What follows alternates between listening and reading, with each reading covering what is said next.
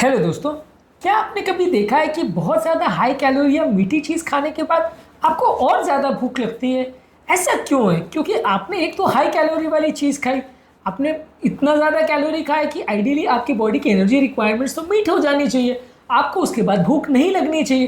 पर इसका उल्टा क्यों होता है कि उसको खाना खाने के बाद आपको और ज़्यादा भूख लगती है और ज़्यादा खाने का मन करता है, और कई बार इतना ज़्यादा अनकंट्रोलेबल भूख लगती है कि मैनेज करना मुश्किल होता है। कई बार आपको ऐसा सिम्टम्स आने लगते हैं जैसे पसीना आने लगता है, घबराहट बेचैनी होने लगती है, शुगर लेवल चेक करो तो उस टाइम लो दिखता है, जबकि आपने ऑलरेडी बहुत ज़्यादा मात्रा में खाना खाया है, हाई कैलोरी वाला खाना खाया। तो ऐसा क्यों है कि शुगर वैल्यूज़ कम आ रही है?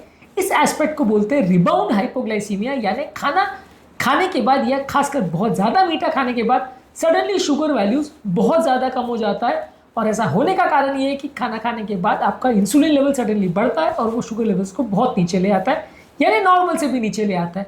अब बात करेंगे ये रिबाउंड हाइपोग्लाइसीमिया होता क्या है, क्या क्या इसके कारण है, क्या क्या इसके लक्षण है और कैसे हम इसको मैनेज या प्रिवेंट कर सकते हैं, क्या इसकी इंपॉर्टेंस है।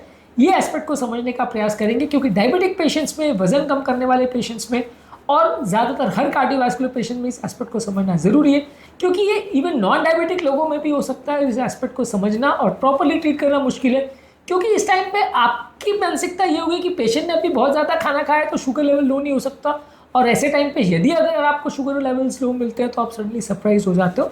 तो इसलिए इस रिबाउंड हाइपोग्लाइसीमिया के फिनोमेना को समझना और उसको प्रॉपरली मैनेज करना ज़रूरी है।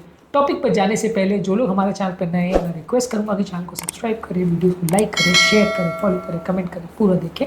टॉपिक इंपॉर्टेंट है, चैनल पे एक्सक्लूसिव आपको मिलेगा, इसलिए एंड तक देखिएगा। चलिए शुरू करते हैं इंपॉर्टेंट वीडियो।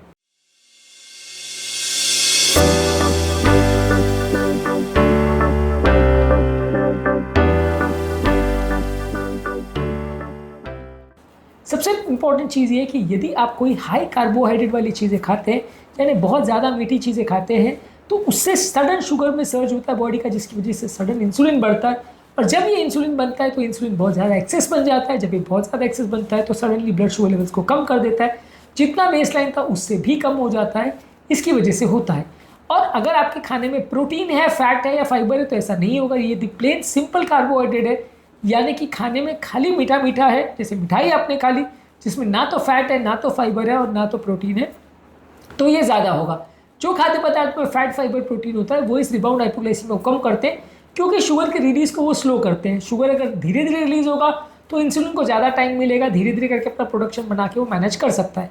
पर अगर शुगर सडनली रिलीज़ होगा तो मैनेज करना मुश्किल होगा। तो ये रिबाउंड हाइपोग्लाइसीमिया ज़्यादातर उन खाद्य पदार्थों में ज़्यादा मिलता है जिसमें फाइबर, फैट या प्रोटीन तीनों ही नहीं होते। जितना ज़्यादा फाइबर, फैट, प्रोटीन होगा उतना ये प्रॉब्लम कम होगा। इसके अलावा अगर किसी व्यक्ति का अंडरलाइन प्रॉब्लम है, प्री डायबिटिक है, डायबिटिक है या बॉडी में इंसुलिन रेजिस्टेंस है, तो ये ज़्यादा होगा।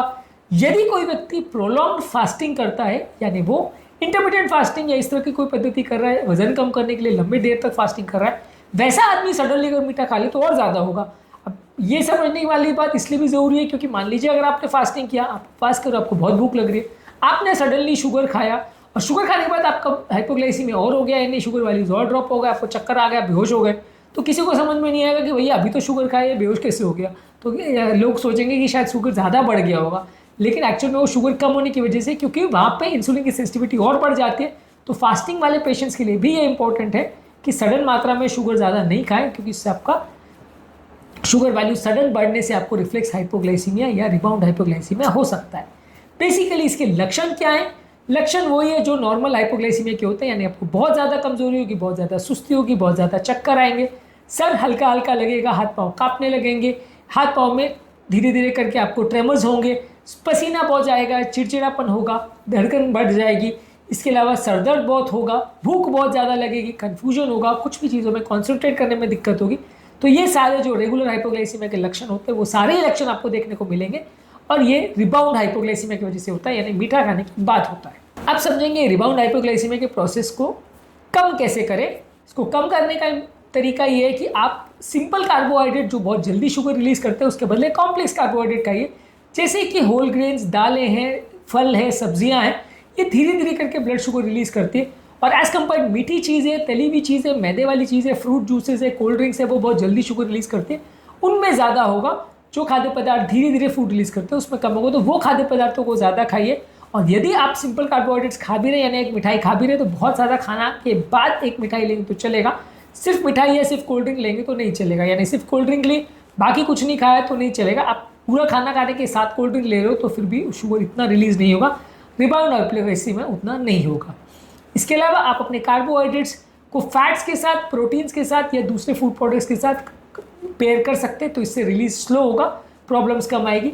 इसके अलावा आप छोटी मात्रा में खा सकते हैं। मान लीजिए आप पूरी मिठाई या 2-4 मिठाई खाओगे तो ज़्यादा होगा, एक या आधी मिठाई खाओगे तो कम होगा। तो थोड़ी थोड़ी मात्रा में खाइए। मान लीजिए आपको 2 मिठाई भी खानी है तो 15-15 मिनट के गैप में एक एक टुकड़ा तोड़ तोड़ के खाएंगे तो आपको हाइपोग्लाइसीमिया नहीं होगा। एक बार में ज़्यादा खा लेंगे तो ज़्यादा शुगर रिलीज होगा, बॉडी को मैनेज करना ज़्यादा मुश्किल होगा। इसलिए आप उसको धीरे धीरे करके खाएं, कम कम मात्रा में खाएं एक बार में, तो ज़्यादा अच्छे रिजल्ट्स मिलेंगे। इसके अलावा ज़्यादा पानी पीना चाहिए। डिहाइड्रेटेड पेशेंट्स में प्रॉब्लम ज़्यादा होगी, तो ज़्यादा पानी पीने से आपको प्रॉब्लम कम होगी। इसके अलावा जो भी टोटल मात्रा में आप शुगर खा रहे हो उसको कंट्रोल रखिए। एक बार में बहुत ज़्यादा मात्रा में शुगर आप खाएं, चाहे धीरे धीरे खाएं चाहे जल्दी खाएं, आपको प्रॉब्लम ज़्यादा होगी। ओवरऑल मात्रा ही सीमित कर लीजिए, यानी 4 मिठाई के बदले एक ही मिठाई टोटल खाएं तो ज़्यादा अच्छा है, उसको भी तोड़ तोड़ करके थोड़ी थोड़ी मात्रा में खाएं तो और ज़्यादा अच्छा है। इसके अलावा रेगुलर फिजिकल एक्टिविटी करते रहे तो उससे भी ओवरऑल आपकी बॉडी की फिजिकल मेंटल हेल्थ अच्छी होती है, मेटाबॉलिक हेल्थ अच्छी होती है, इंसुलिन सेंसिटिविटी बेटर होता है, इसलिए रेगुलर एक्सरसाइज करते रहिए। इसके अलावा बहुत ज़्यादा मीठे ड्रिंक्स को खासकर अवॉइड करिए। ये ड्रिंक्स में सबसे ज़्यादा होता है क्योंकि वो बहुत जल्दी अपना डाइजेशन कंप्लीट कर लेते हैं और बहुत जल्दी शुगर रिलीज़ करते हैं। इसलिए गन्ने का जूस है या कोई भी जूस है या शुगर वाले ड्रिंक्स है, कोल्ड ड्रिंक्स है, एनर्जी ड्रिंक्स है, इसमें ये ज़्यादा होगा। और अगर बार बार आपको प्रॉब्लम आ रही है और आपको मैनेज नहीं हो रहा है तो डेफिनेटली आपको डायबिटोलॉजिस्ट से या आपके मेटाबॉलिक स्पेशलिस्ट के साथ कंसल्टेशन करने की आवश्यकता है, वो आपको इस मामले में गाइड करेंगे।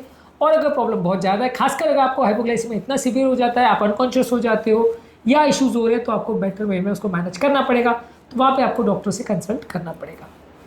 तो आज के टॉपिक में हमने बात करी रिबाउंड हाइपोग्लाइसीमिया के बारे में, शुगर क्रैश के बारे में भी हमने वीडियोस करी थी और ये शुगर क्रैश को कम करने के टिप्स पर भी हमने वीडियोस करी थी। इन वीडियोस को भी ज़रूर चेकआउट करें। शुगर स्पाइक्स को कम करने के लिए वीडियोस भी हमने किए हैं। शुगर स्पाइक्स को कम करने में विनेगर का क्या रोल होता है उस पर भी वीडियोस किए, इनको भी ज़रूर चेकआउट करें। टॉपिक एंड करने से पहले जो लोग हमारे चैनल पर नए हैं उन्हें रिक्वेस्ट करूँगा अभी चैनल को सब्सक्राइब करें, वीडियोस को लाइक करें, शेयर करें, फॉलो करें, कमेंट करें पूरा।